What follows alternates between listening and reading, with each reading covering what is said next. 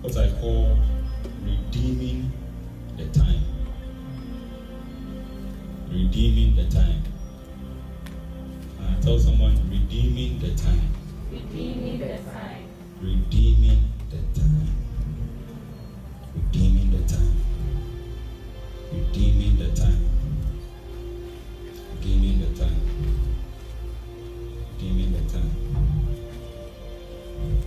And that will not be on this earth for eternity. So one man said, Ryan Bonke, he's late. Is it late? I think it's late now. He said that we do not have eternity to preach the gospel. But he says that we only have as long as we live to reach out to those who live as long as we live. Amen. So we only have the time available to us on earth to do what He has called us to do. And that time we can only use it to impact those who also live during the time when we are also alive. Because I can't go and preach to people who lived in the 50s. And so that time is passing. That time is passing. It's moving very fast. Very quickly. Very fast. Very quickly.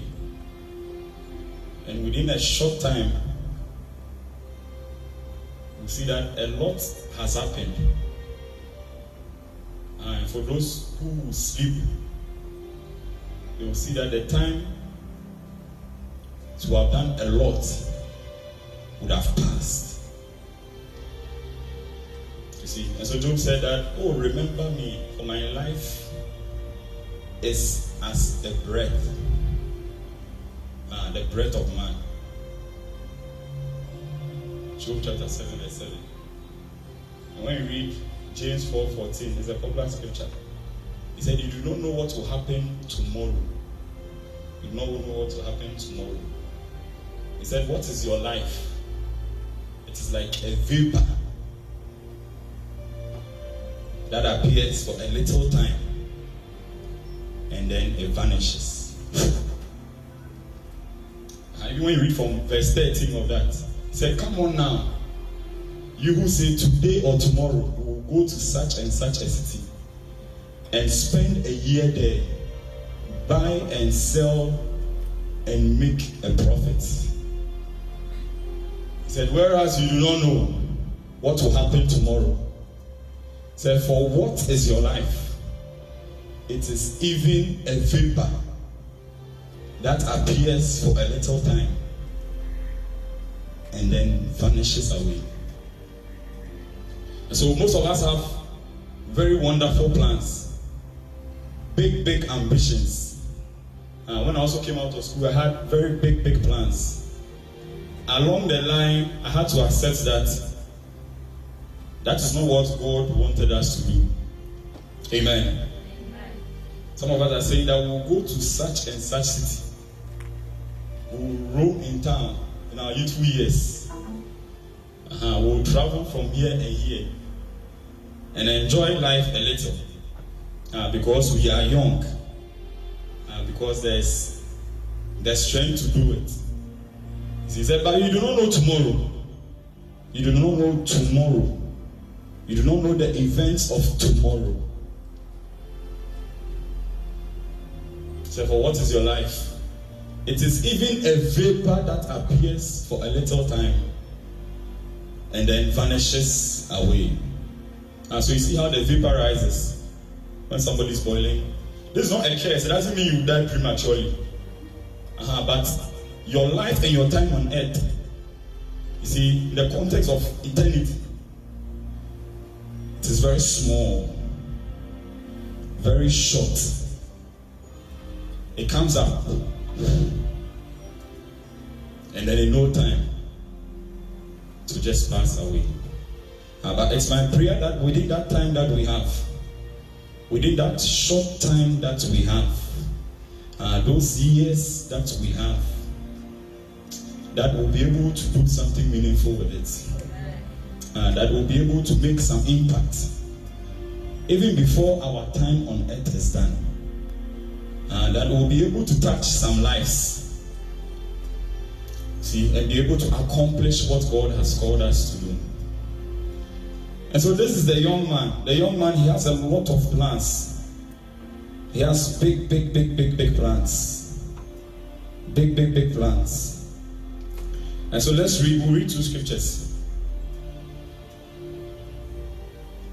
Ephesians chapter 5, verse 15 and 16. So think about the things that we are saying. Think about how old you are now. And how many years you have lived already. And how many more you have. And tonight we all want to make an assessment, including myself. Even while I was writing some of these things, there are some decisions that I also took and made. And I'm believing God that even as we all listen, we all hear, that we also reorient ourselves. Amen. Ephesians chapter 5, verse 15, it says, "See then that you walk circumspectly, not as fools, but as wise, redeeming the time, because the days are evil. See then that you walk circumspectly, not as fools, but as wise, redeeming the time, because the days are evil." Can this go to verse 16? Okay, he said, redeeming the time, because the days are evil. The next verse. He said, "Therefore, do not be unwise, but understand what the will of the Lord is." Amen. And then we'll read Ecclesiastes chapter 12, from verse 1.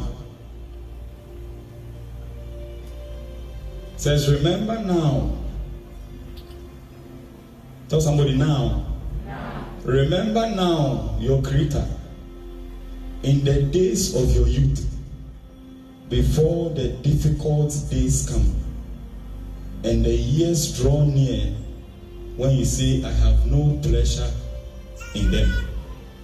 Another version says that, "Remember now your Creator in the days of your youth, before the evil days come." I want to talk about remember now your Creator. And some time ago, I shared something on it. Remember now your Creator.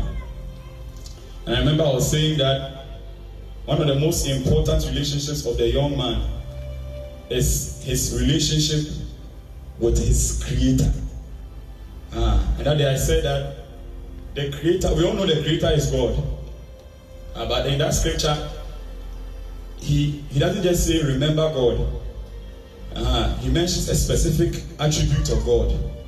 See, we know God is our healer, is our provider, is our protector. But then in that verse it says, "Remember now your Creator." You see, and that day we said that to create is just to bring something into existence for a purpose. See, and even though it's crucial that we remember our relationship with Him as God, there's one important relationship with Him as the Creator that we cannot afford to miss out on. That is the relationship that deals, His attribute that deals with the purpose for which He created us. And it's more crucial for us as young people because it is in our youthful years that we begin to explore that purpose that He has called us for. And so there are some big decisions we will make in our youthful years that will affect our purpose. Some of them, if we had the opportunity to make them at an old age, we would have made better decisions. You see, so there are big decisions like the career path we choose, the people we marry. Life will not give you the luxury to make such decisions at 50 years. Many people would have made a better decision than they made. But the young man must make them while he's young. And so woe unto the young man who does not have a relationship with the one who created him and the purpose for which He created him for. he will make very horrible decisions. But that's not what I'm talking about today.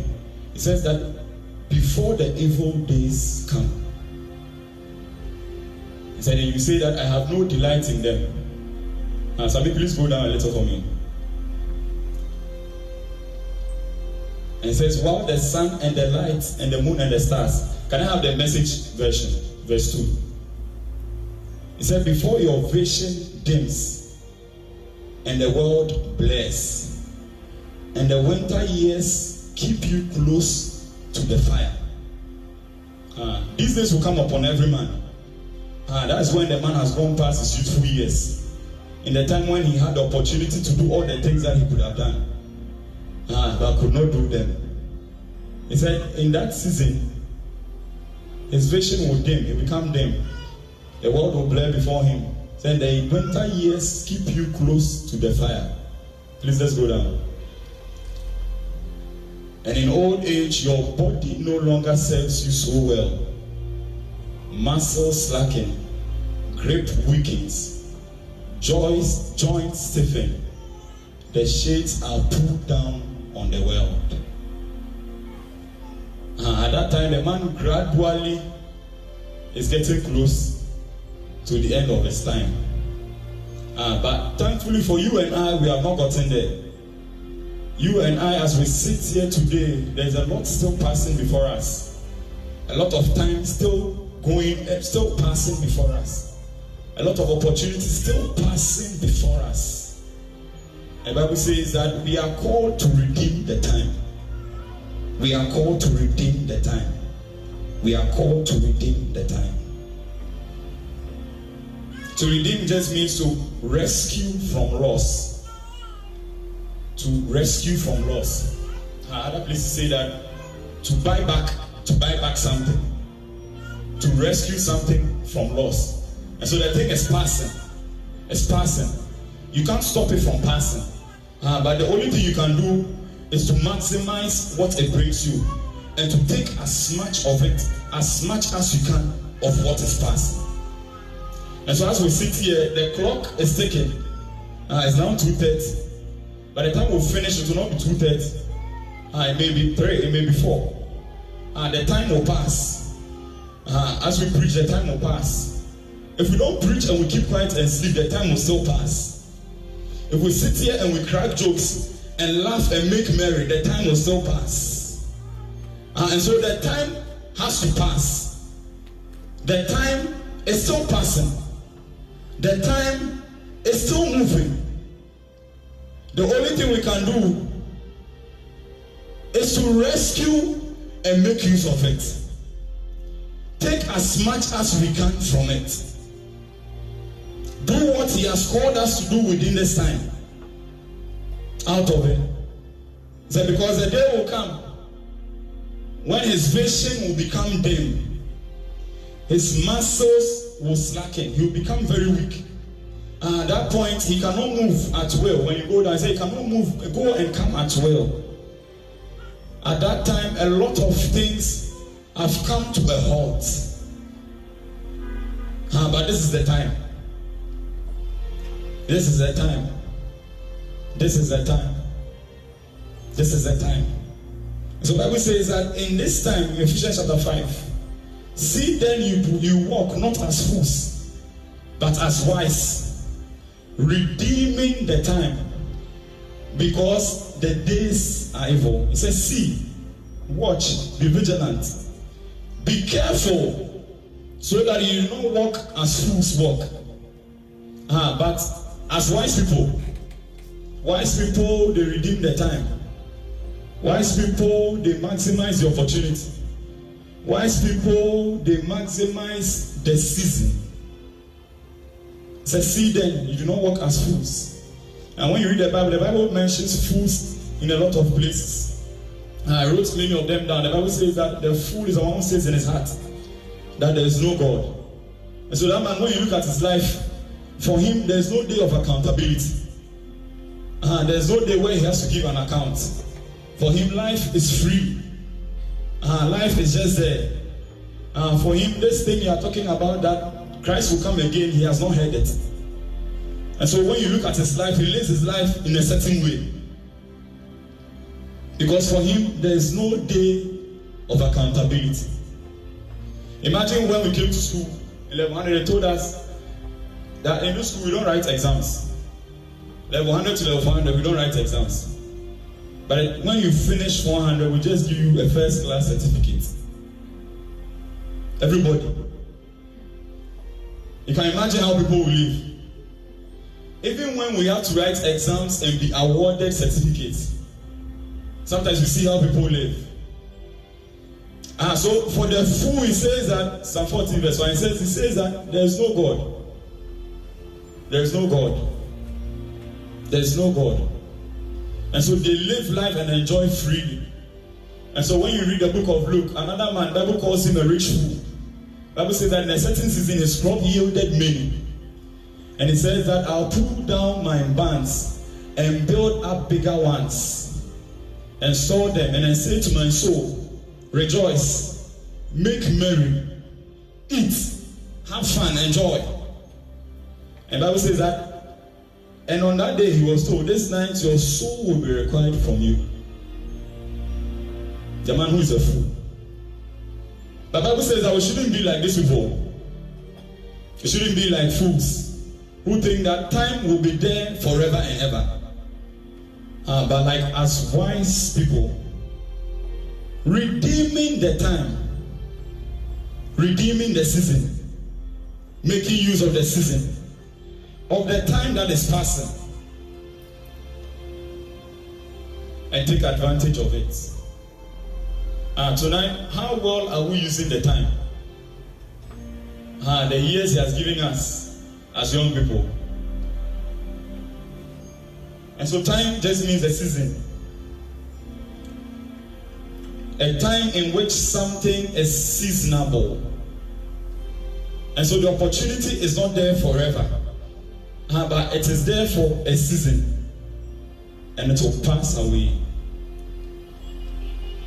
Recently, one day I was just, when the year started, and my dad told me that he was fasting. Every year, at the beginning of the year, like the way plenty people fast, plenty churches fast, 21 days. And he said that he was fasting 21 days. He had been doing it every year.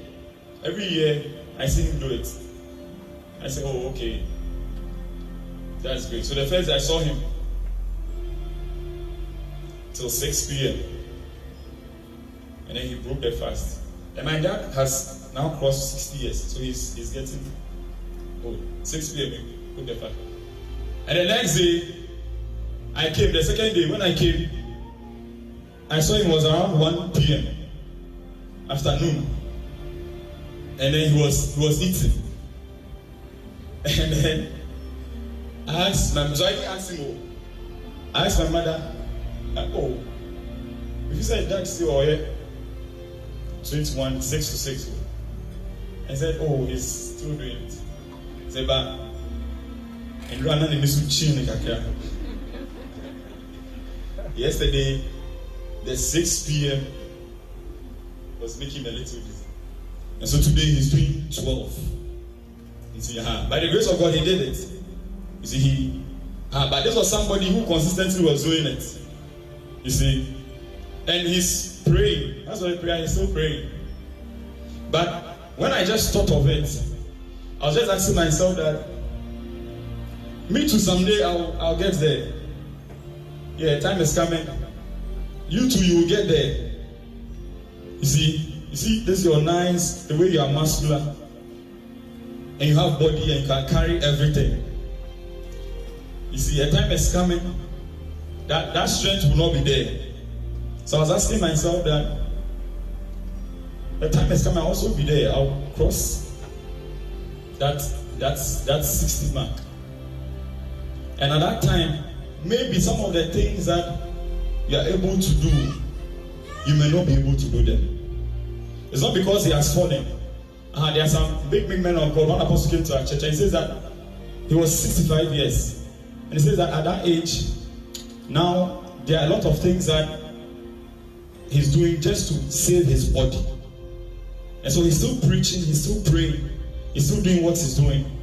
But some of the things he used to do with his body, he has reduced them.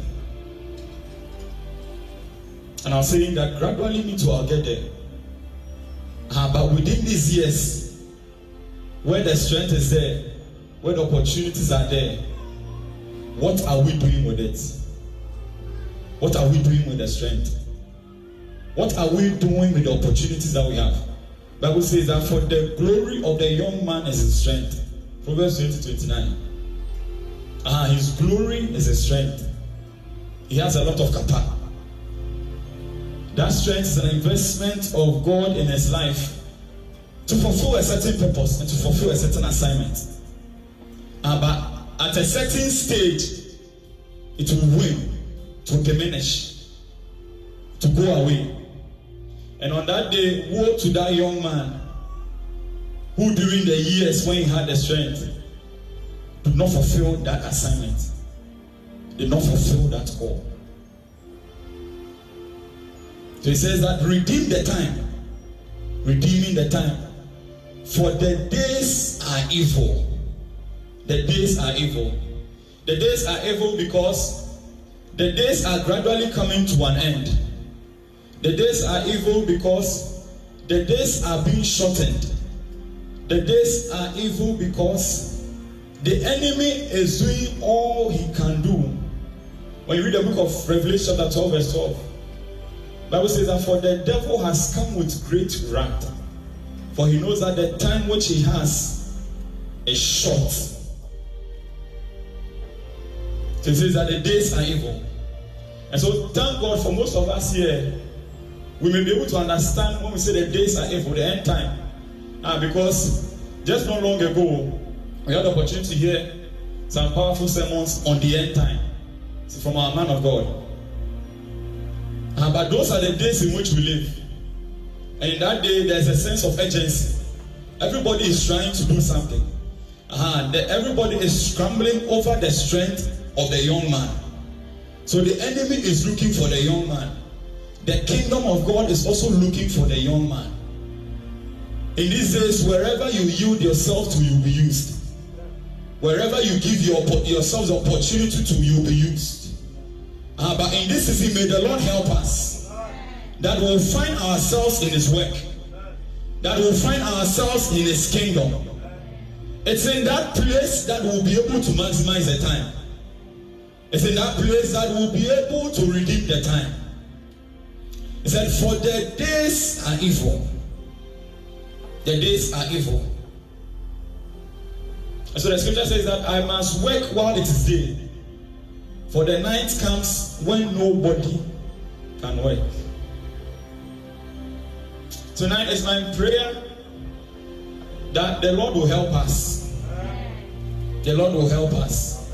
The Lord will help us, and at the end of time we'll look back on time and say that we redeemed the time. We made good use of it. We made good use of it. It says, so see then you walk not as fools, but as wise, redeeming the time, for the days are evil. I'll just look at one person in the scriptures, who told us that indeed he has redeemed the time. And he said that I have fought a good fight. He said I have finished the race. Other version says that I have run the full course of my life. Other places says that I have made good use of my time. And so the man's life had come to an end, and he wasn't asking for long life. He wasn't asking for more time.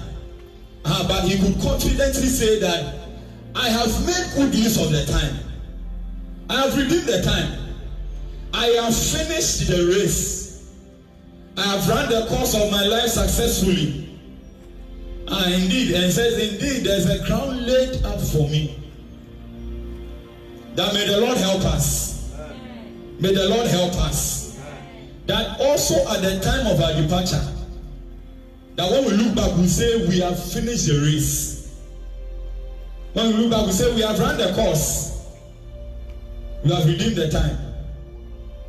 And what is encouraging about this man is that this man may not have started very early. And this man may have done some things when he was young this man may have encountered the Lord at a certain age, older than maybe most of us here, but he was still able to say that I have finished the race, that I have run the full course of my life. And I'm saying it's an encouragement for us, because if this man encountered Jesus at a certain time, even when he had wasted some time doing some things that would not profit the kingdom of God, and still was able to redeem the time, then there is hope for you and I. There is hope for us here. And I was trying to look at the age when this man got converted. When Paul got converted. And some were saying that within the age of 30, 33, 36. But even if it's 30 years, after encountering him at 30 years, he still was able to finish a race. Tonight you may not be 30 years.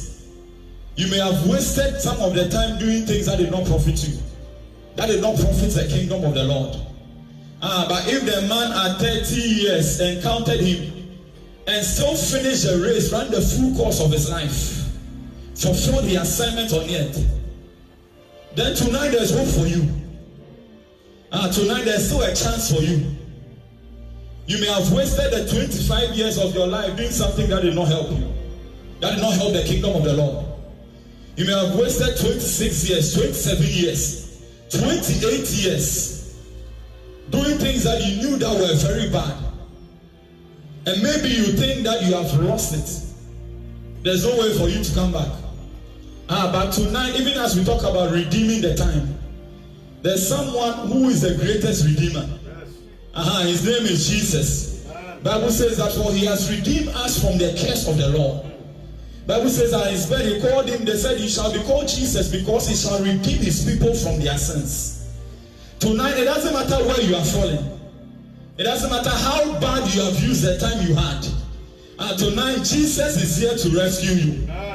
Jesus is here to redeem you. That man may be able to redeem. I said that redeem means to rescue from loss.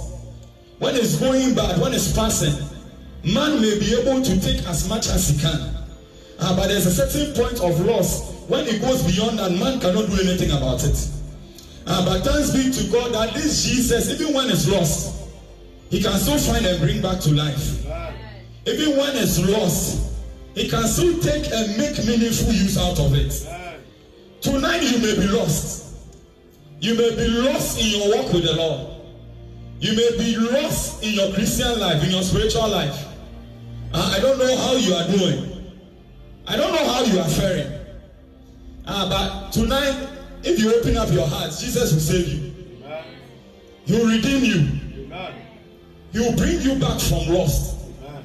He will bring you back from the dead. And so when you read the book of John chapter 11, the Bible says that Lazarus had died 4 days.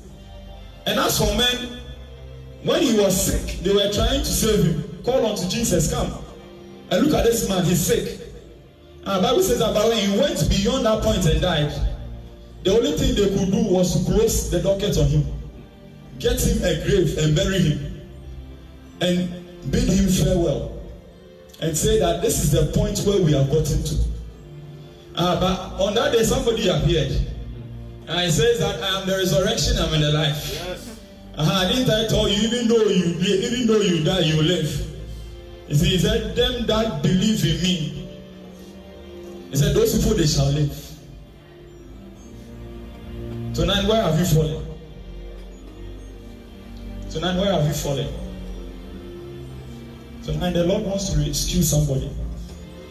He wants to redeem somebody from the clutches of sin, from the hold of the enemy.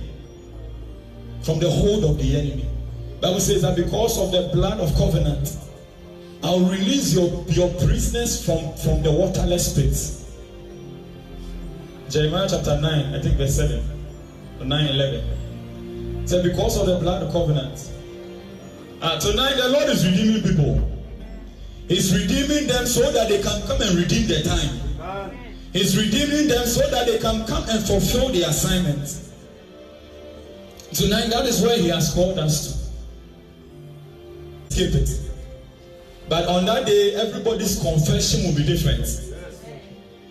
the time of departure, that one it will come. Bible says that is appointed for man, every man. So he will die once. And so the time of departure, everybody it will come. But on that day, the confession will not be the same. For this man, confession says that I have fought the good fight, that I have finished the race, I have kept the faith. And he's telling the young man, a young man Timothy, who is now also starting. When you read the other versions, he was telling Timothy that now take over. Take over. It's also your season to also come and do your bit. Come and do your part. He said, for me, I have fought the fight. And me, I have finished the race. And me, I have finished the course. Come and do your part. Many people have gone before us. Many great people we have read about in the Bible. Some in other Christian books who came and did their part. But today is our time. This is also our part to play in the kingdom. You see, and when I was writing some of these things, I was just thinking about myself. Because even before I preach, I must preach to myself. That what part are we playing in the kingdom? What part are we playing? And so when you go up here, he's advising the man. Can you go to verse 5? Before he tells him that I've fought the fight, ran the race, finished the course. He tells him that this is what I did. You also do them. Do them if you also want to redeem the time. So that on the day of your departure, you also be able to say that I have finished the race. He said, these things do them. He says, but you be watchful in all things. Endure afflictions. Do the work of an evangelist. Fulfill your ministry. He said, but you be watchful in all things. Endure afflictions. Do the work of an evangelist. Fulfill your ministry. He said, if these things you do, on that day you also be able to say that I have finished. I have finished gloriously. I have finished. I have finished. I have finished. That in this season, may the Lord help us. Be watchful in all things. Be watchful in all things. I'll just speak briefly about these things. Say, be watchful in all things. To just be watchful just means to be vigilant. Say, be vigilant in all things. Let your eyes be opened. Let your eyes. And because in our time, a lot of things are just happening so fast and so quickly. Every week there's some new trend. Every week there's some big news. Every week there's something trendy. Every week there's some new jargon. There's some new sentence. You see, there's some new challenge because of social media. But it says, but you be watchful in all things. Do not just follow blindly. Be watchful in all things. In this season, there are many things that are there to just take away our time. The little time that we have, these things are there just to waste some of it, so that we may not be able to do what He has called us to do. And so when you read the book of 1 Peter chapter 5 verse 8, it said, but the devil walks about like a roaring lion, seeking whom he may devour. This lion is walking around all of us. As I stand here, there's a devil that is looking for me, walking around like a roaring lion. You too, as you sit there, somebody has been given an assignment in the camp of the enemy concerning you. But he says that be sober, be vigilant, because the adversary is there. Be vigilant. Let your eyes be open. Don't just follow. Because there's somebody who is looking for your downfall. In this season, many people are waiting to celebrate the downfall of the Christian. The downfall of the man of God. A lot of people are just waiting to celebrate. May the Lord help us. May the Lord deliver us. And so when you read Psalm 140, it said, deliver me. Preserve my life from evil men. Preserve my life from them that continually gather for war. Continually gather for war. They who plan evil things in their hearts, they continually gather for war. And so it says that be watchful in all things. Just be vigilant. And then don't just follow. It's my prayer that the Lord will open our eyes too. That in the season ahead, the Lord will guide us with his eye. And so when you read the scriptures, it says that I will teach and instruct you in the way you should go. It says, I will guide you by my eye. In this season, may the Lord guide us with his eye. For nothing escapes his eye. In the season ahead, if there's anything planned for us to cause our downfall, to cut short that plan he has for us, to miss out on the assignment and the purpose for us, because of his eye we will escape it. Because of his hand we will escape it. Because of his hand we will not fall into it. That he will preserve us in the name of Jesus. So it says, you be watchful in all things. And so the Bible says, 1 Thessalonians chapter 5 verse 6, therefore let us not sleep as do others, but let us watch and be sober. Let us watch and be humble. Because many are them that are looking for us. So when we go, we can read Luke 12 verse 37. It says, blessed are those servants whom when the master comes, he will find them watching.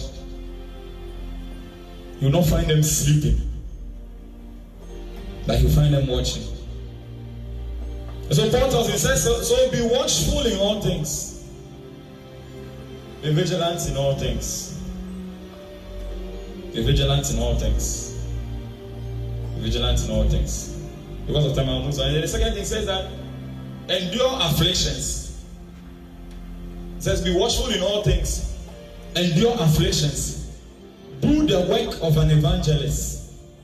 Fulfill your ministry. The second thing says endure afflictions. To endure just means to be able to abide under a certain condition for a long time. To be able to abide under a certain condition for a long time. It says if you want to redeem and make most of the time you have, you should be able to endure afflictions. Not like the many people who, when it became tough and hard, they departed from it. They departed from the faith. And so we read the book of John, chapter 6. The Bible says that one day Jesus was preaching. He said many things. He said, my flesh, there's life in my flesh and in my blood. He said, he who eats of my flesh and drinks of my blood will have life. He said many, many truths to people. And the Bible says that on that day, some of the disciples left him.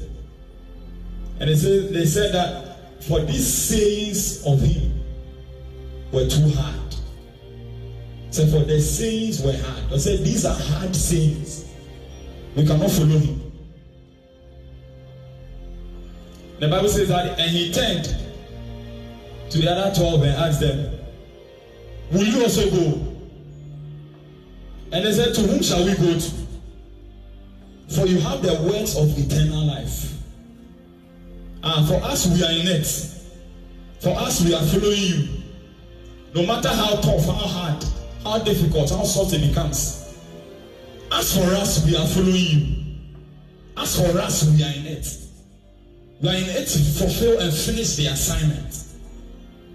It's my prayer that none of us will fall by the side. That none of us will be left behind. That at the end of the time, we'll be accounting, we'll count all of us here. When you read that same scripture, 2 Timothy 4 verse 7, when you go down, he mentions somebody, Demas. He says that this man, he has departed from me. I think it's verse 14. He said, for he has departed. He said, for Demas had forsaken me. That's one of the things that he told him. He said he has forsaken him. He has forsaken him. Having loved this present world and departed unto Thessalonica. The man was following us, but he loved the world. And so because the love is not fully with God, in that time of difficulty, the man departed from him. It's my prayer that for us we will follow to the end. For us we will follow through to the end. For us we will not be enticed by the world. For us the world will not snatch us away. He said, endure afflictions. Endure afflictions. So as for Demas, he has forsaken us. At the time of his departure, he cannot say with us that he redeemed the time and he finished the race. The assignment has been cut short. But tonight, may the Lord deliver us from it. And so when you read someone about Moses in Hebrews chapter 11, I think verse 24, the Bible says that by faith Moses, when he became of age, another version says that by faith when he grew up, another version says that by faith when he matured, he refused to be known as a daughter, as the son of Pharaoh's daughter. Can you please go down? He said, choosing rather to suffer affliction with the people of God than to enjoy the pleasures of sin for a season. Another version says that than to enjoy the fleeting or the passing pleasures of the world. The Bible says that when he grew up, when he became of age, and so when the man was young and was small, he was comfortable in the house of Pharaoh. He was comfortable in the house of the palace. In that place he could eat and sleep and drink. Have people attend to him. And have people attend to his needs. He didn't have to do anything. But in that place he would have missed the assignment. In that place he would have missed the purpose and the call over his life. The Bible says that for when he came of age, when the man grew up, the one who is willing to endure affliction is the one who is growing up. The Christian who is maturing, the Christian who is coming of age. Bible says that at that point he says that no, I'm making a stand. I'm just making a decision. I'm taking a stand with the people of the Lord.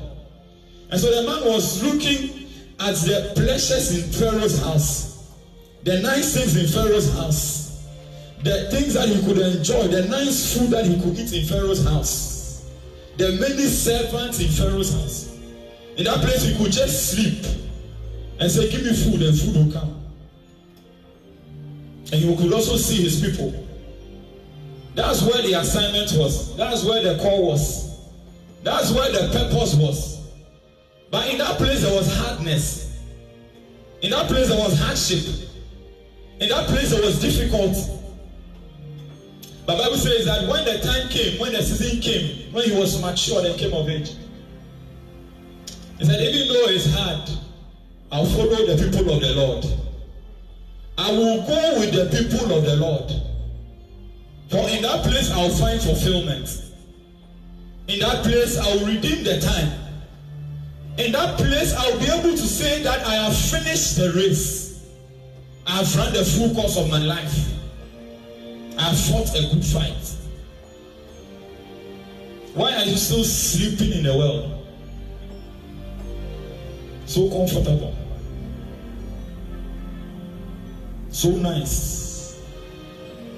And so many of us, when we come to church, we are still happy. Moses had, within him, he had the blood of an Israelite. But on the outside, when he was still young, he was enjoying the things of the world. So for some of us, within us, we are still born again. The Spirit of the Lord within us. But when we look at the world and the things that they are doing there, it looks nice.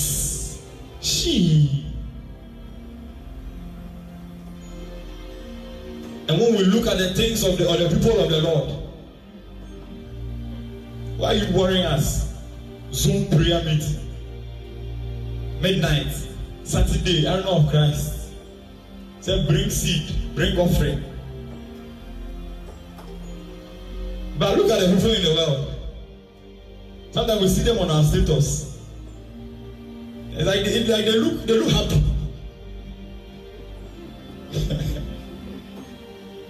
Very nice, very flashy. But the Bible says that the passing pleasures of sin, the passing pleasures of the world. It says for a season to pass away. But today may we make a decision that we are following the way of the Lord, that we are going with Him on the narrow path.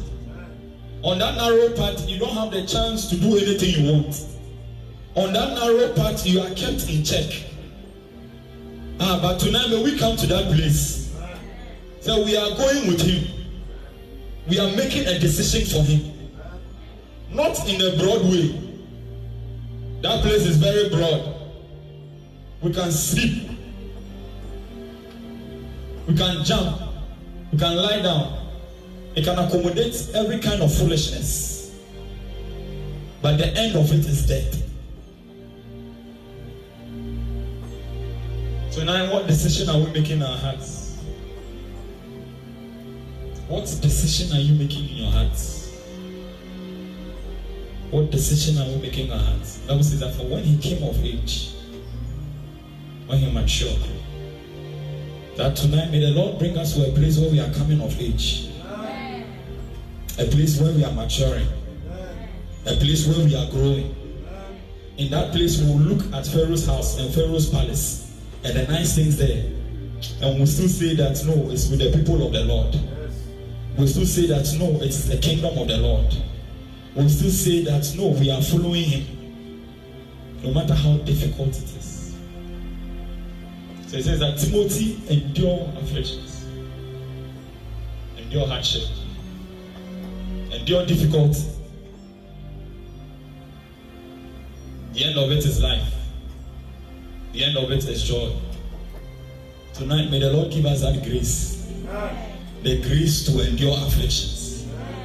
The grace to walk faithfully. Even in the time of difficulty. Even in the time when it is hard. So we are going with the people of the Lord. Than to enjoy the passing, the pleasures of sin for a season. A season. Kabbalah Hadiyatas. For a season. It says, Timothy, be watchful in all things. Endure afflictions. And the third one says that do the work of an evangelist. Do the work of an evangelist. Do the work of an evangelist. Do the work of an evangelist. He was not telling him because he was an evangelist. He was telling me because it's a call of every Christian. It's a call of everybody who has been born again. To do the work of an evangelist. The evangelist is the messenger of the word of the Lord. the messenger of the gospel of the Lord. And in this season, we are all called to be his messengers. We are all called to be carriers of his word. And so thank God for us in this place.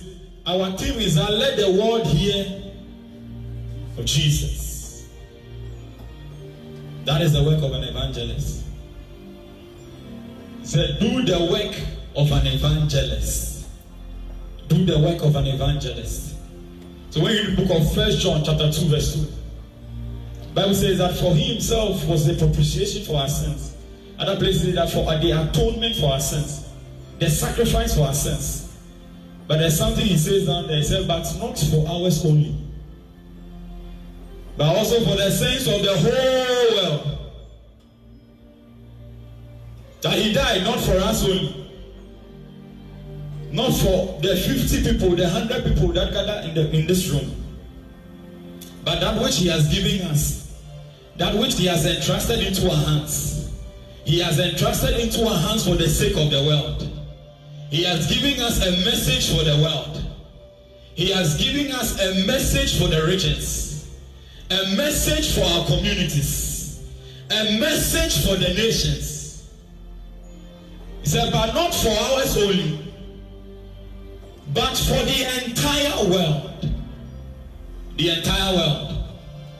The entire world is waiting for us. The entire world is waiting for the message. The entire world is waiting to hear the good news.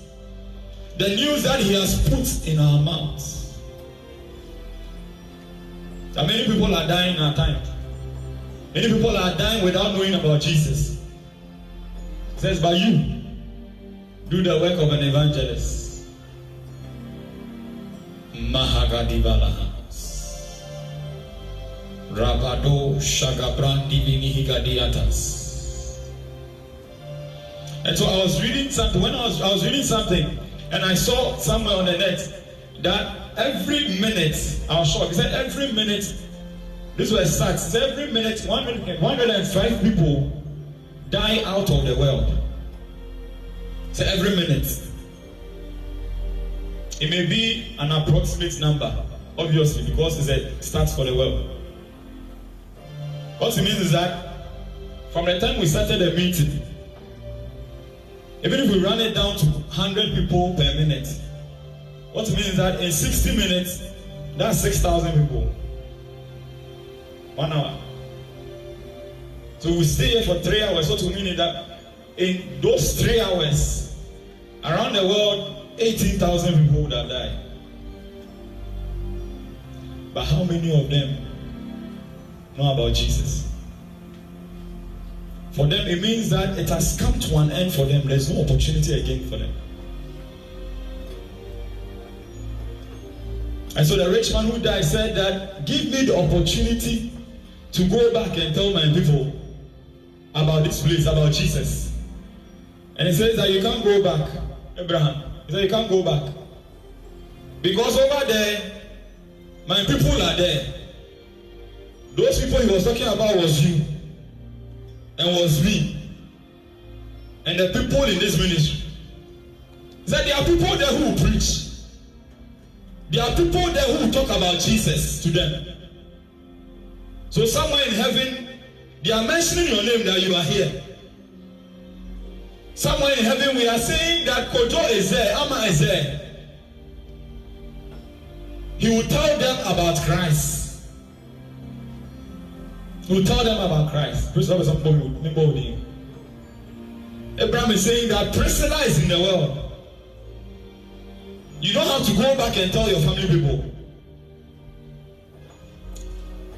They are there to preach the gospel, to do the work of an evangelist, to bring many people to the saving knowledge of Christ, to show many people the way of light, to rescue them from the powers and the grip of the enemy, and bring them to the kingdom of our Lord Jesus.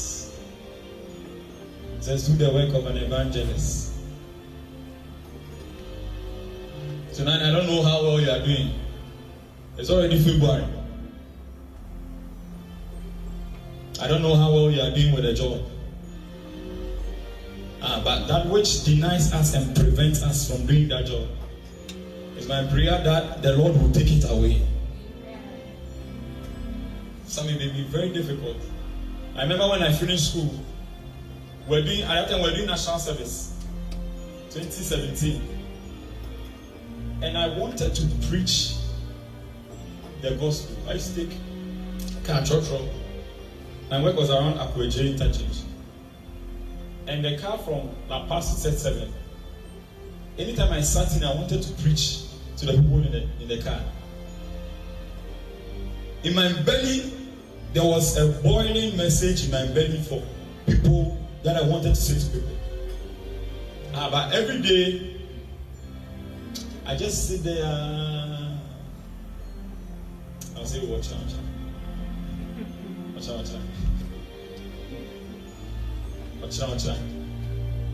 See, and one day I remember when I sat in the car, I said to a young lady wearing suit. If you see her, shut up, She came into the car, got up, started preaching. Jesus Christ is the Son of God.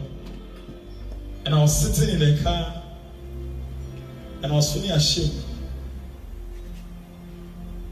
That time we had just come out of campus. So all the prayers we had been praying on campus.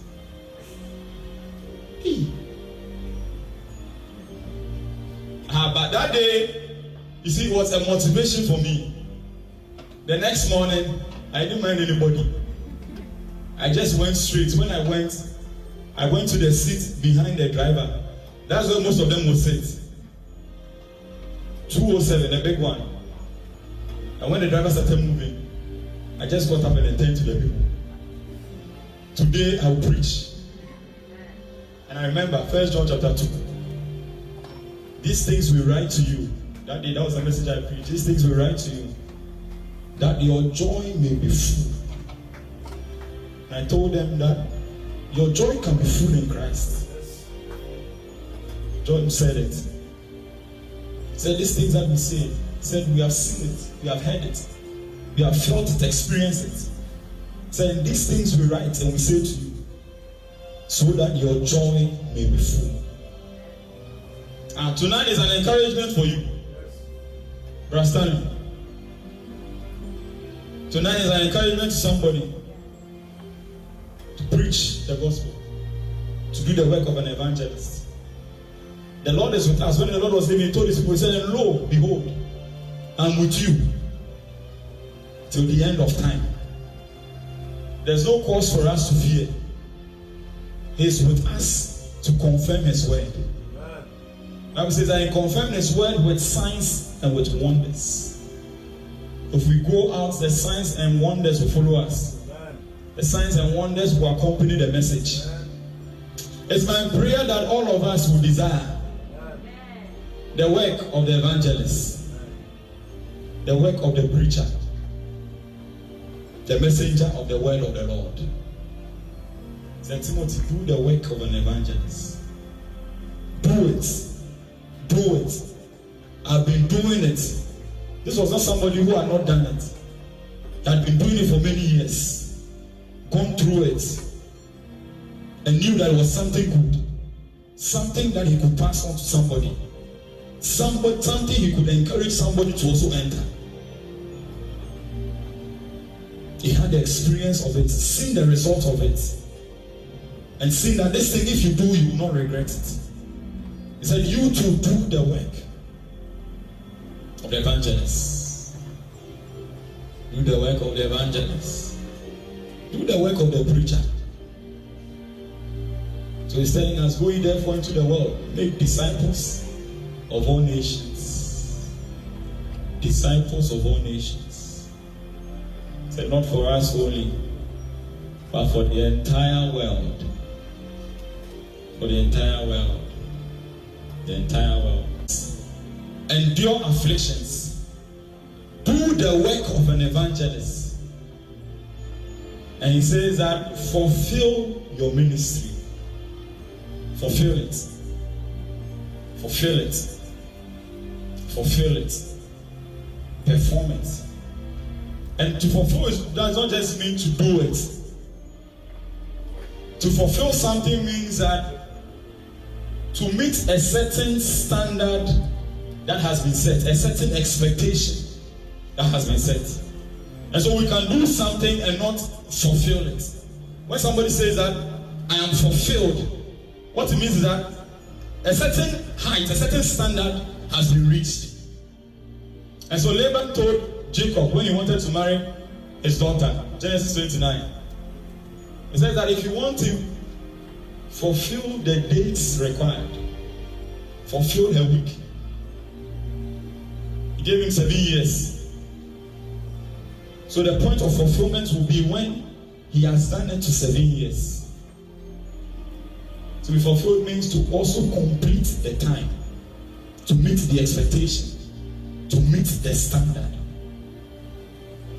It says fulfill a week. And so if the man had just done 2 years, 3 years, there's no way he was getting the daughter. The requirement was for him to work for him 7 years. He says after you have fulfilled him, after you have fulfilled the time, I'll give it to you. There's a cause for us, for all of us. As I stand here and I also preach, I also assess and make decisions. So fulfill your ministry. And it's not just somebody who has been called to full-time ministry. The ministry is an office of service. An office of service. A place of service. So as a man stands there, he's doing something for us. He stands behind the camera. It's not only for the one called apostle, prophet, pastor, teacher. For the one who has been called into the kingdom of the Lord. So when you read the parable of the wedding feast, because of time, later we'll just put all the scriptures.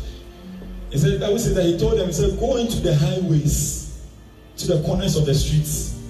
Call them, everybody. They are all invited. It is a call unto everybody. A call to all of us. He said, fulfill your ministry. Meet the expectation. Meet and exceed the standard. Complete the days. Complete the time. Complete the time.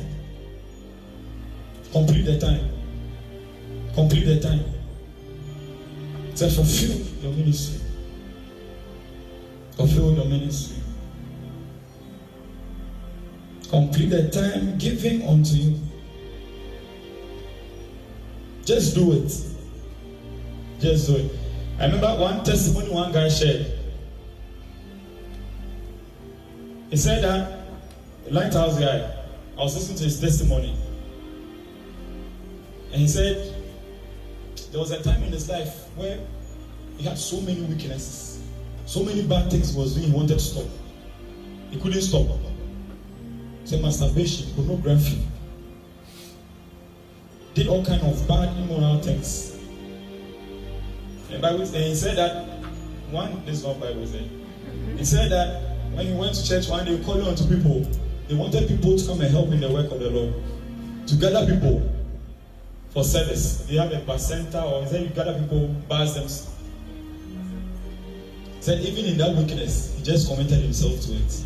He said he will go around, as for talking to people and gathering people, organize that he can do it. He says that as time went on and he was doing it. Gradually, he didn't know where the weaknesses were passing.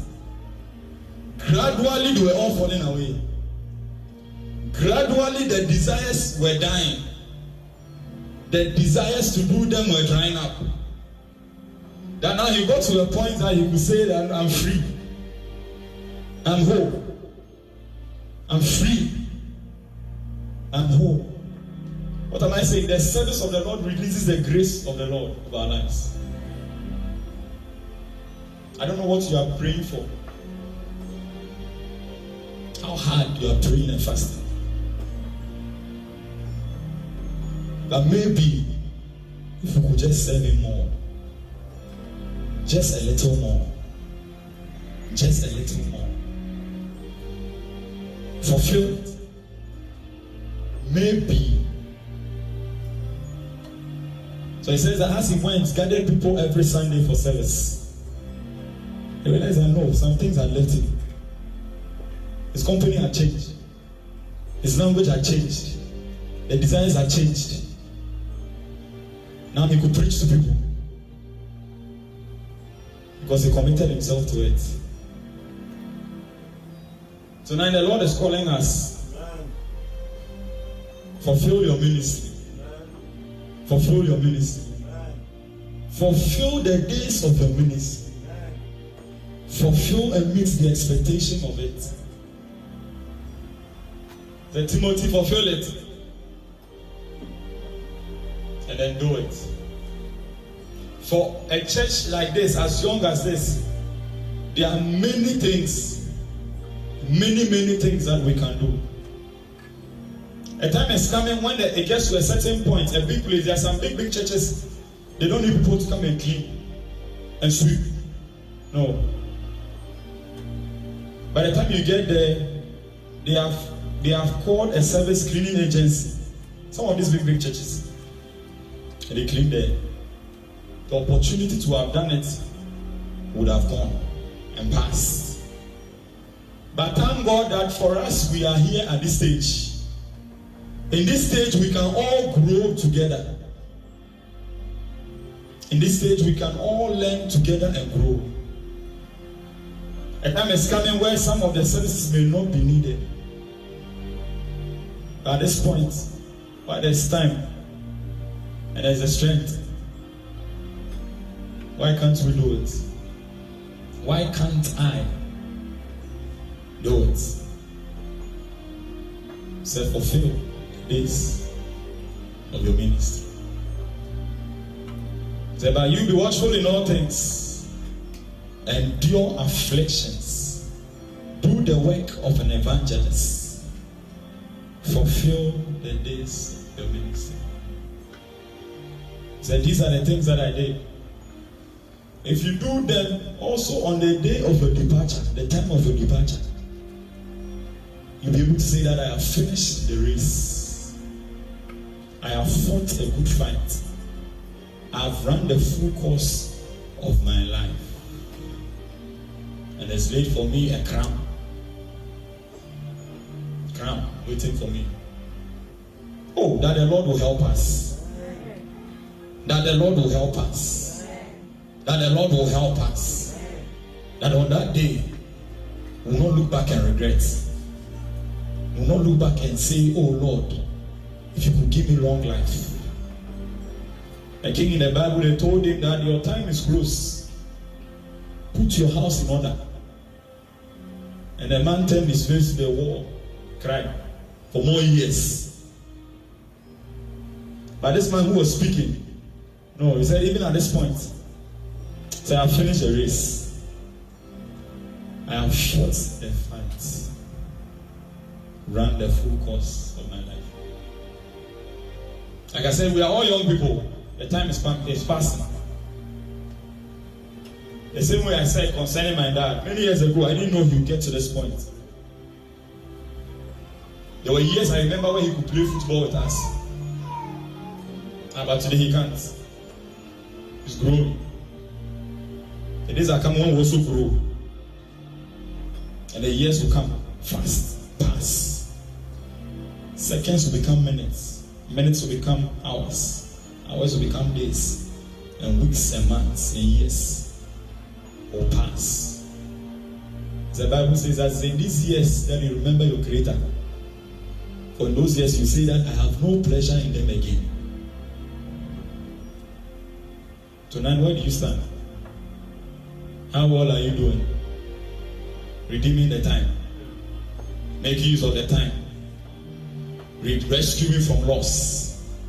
Preventing it from going waste. How well are you doing? How well have you done so far? What are the things that have taken your attention and your interest? Bible says that one day Jesus visited Martha and Mary, and one of them busy with serving and other things. He complained to Jesus. She complained to Jesus. Now why can't Mary come and help me? And Jesus says that you worry yourself with so many things. There's one thing that is needed. And that part, Mary has found it. He has chosen it. She's pursuing it. And in this season we'll find it. Chapter 10 verse 41. This season we'll find it. And we'll also pursue it. The things that are fighting and resisting, denying it. So now having us we stand and we pray that it will fall off in the name of Jesus. The thing that fights and resists it, preventing us, causing us waste the years, waste the time. So we read the Bible of the prodigal son. The Bible says that the guy went to his father, said, "Give me the portion that belongs to me, that I may go out and spend it on riotous living." You can just version. Another version says that on prodigal living. But one version says that on riotous living. Riot, like haphazard, chaos. The Bible says that he went out and wasted the years. We cannot afford to waste the years. But in this season, may the Lord help us to find where He has called us to be. Amen. The place He has called us to be. That we'll do and we'll do it well. We'll do and we'll do it well. We'll do and we'll do it well. This is the time. This is the season. God is calling us. And He's inviting us. I'll end here. Let's just rise up to our feet.